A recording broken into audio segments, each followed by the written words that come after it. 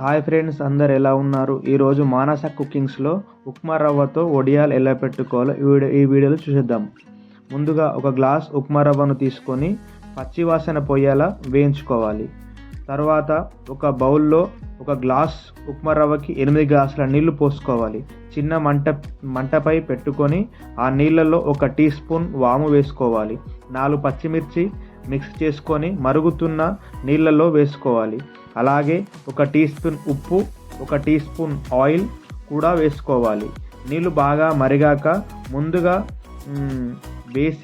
వేయించుకున్న ఉప్మా రవ్వను నీళ్ళల్లో కొంచెం కొంచెం వేసుకుంటూ కలుపుకోవాలి.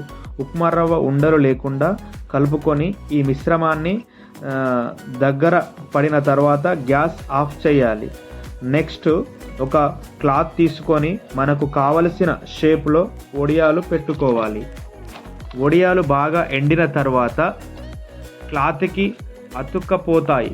సో మనము ఆ క్లాత్కి బ్యాక్ సైడ్ కొంచెం వాటర్ వేసుకుంటూ తీసుకోవాలి. ఆ వడియాలు కొద్దిసేపు ఎండలో పెట్టుకోవాలి.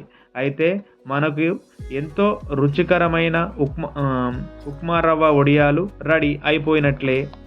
కొంచెం ఆయిల్ వేసుకొని అది వేడి అయిన తర్వాత కొన్ని వడియాలు వేయించుకుంటూ సరిపోతుంది. కరకరలాడే నిల్వ ఉండే వడియాలు రెడీ.